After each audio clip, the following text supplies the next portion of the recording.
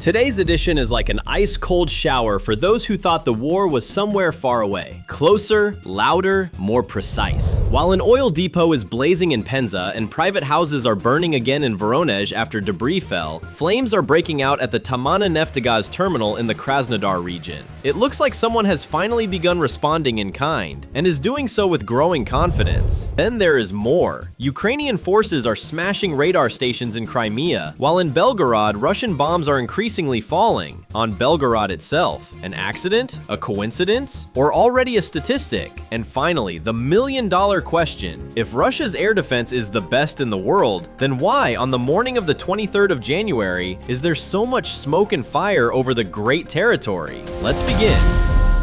The night of the 23rd of January, Penza. 4 o'clock in the morning. Fire engulfs an oil depot. The governor of the Penza region writes on his channel that this was a drone attack. Then come the videos filmed on the phones of local residents. Fire sirens, columns of smoke, and surprised, almost bewildered comments from witnesses. Come on, that's a tower. And over there, farther away, it's smoking too. A familiar picture, isn't it? Only last time we saw all this from the side of Mykolaiv or Odesa. This time, from the other side. And while officials report that everything is under control and the fire has been localized, one thing is clear. Controlling the situation is becoming increasingly difficult, especially when it is not one or two, but an entire swarm of those very same kind birds flying in. And if before Russia itself chose when and where to strike, now the blows are landing where it is weak, and they are landing more and more often. Next comes Voronezh. It is loud there again. This time, according to Russian officials, 2 unmanned aerial vehicles were shot down in the sky over one of the districts of the region. It would seem the air defense crews did their job, but here is the result. A private house is burning. Again, an already familiar ending to every such story. And what was actually attacked? A fertilizer plant. Again, what exactly was damaged has not yet been disclosed, but judging by experience, that means the strike hit its mark. In the official reports, the focus is not on the targets, but on the debris. Not on explosions at strategic facilities, but on the roof of a village house catching fire. It is easier to explain it that way. Supposedly, everything is fine. The enemy did not achieve its goal. But behind that everything is fine, industry is smoking again, and again, without comments. Next, the Krasnodar region, the settlement of Volna, the Tamanneneftegaz terminal. The Ukrainian General Staff published footage of the strikes and stated that the facility was actively used to supply the Russian armed forces. The hits were precise. A fire broke out. It is clear they were not striking at random, but at the very reservoirs from which loading onto vessels is carried out. And here is what matters. This terminal had already been hit before, approximately a month ago. Back then, it ended with a minor scare. 2 piers, 2 vessels, scratched but survivable. The facilities were repaired and shipments were resumed. But this time, not scratches. The strike hit fuel loading systems, the restoration of which takes weeks and sometimes months. The reservoirs burn out, oil goes into the fire, port personnel fall into panic. Now they know what it is like to work under the cross Odesa, like in Yuzhny, like in Pivdeny. This is no longer just an attack. This is a mirror response. Direct, loud, and very precisely targeted.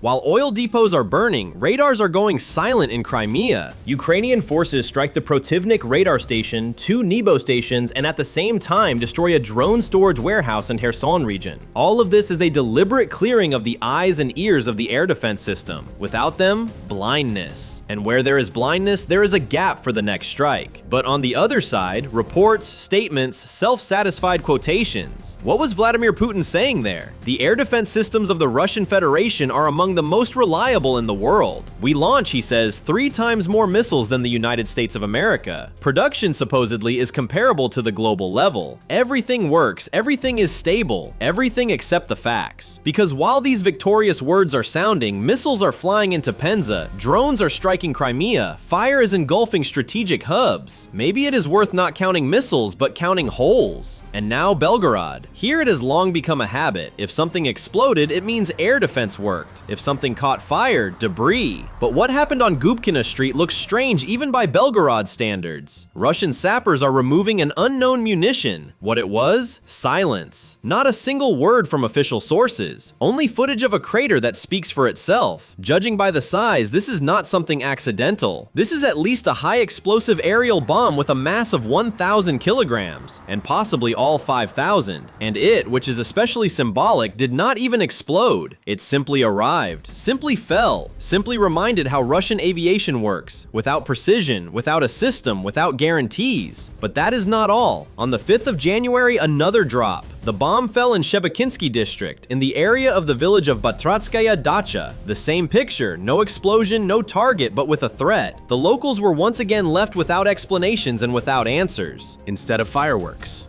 silence. Instead of an official reaction, silence. Only repetition. And here it is worth stopping. Last year, in just the Belgorod region alone, Russia lost, think about it, 143 aerial bombs. 143. This is not a mistake. This is a system. Or if you prefer, it's absence.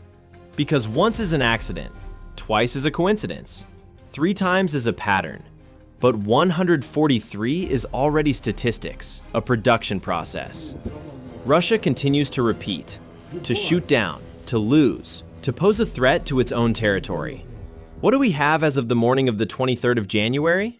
Burning Penza, a blazing Taman terminal, damaged factories, strikes on radar stations, Ukrainian drones, more often, more accurately, Russian aviation, more and more against its own.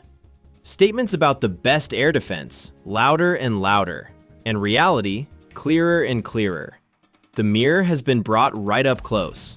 Now it cannot be brushed aside.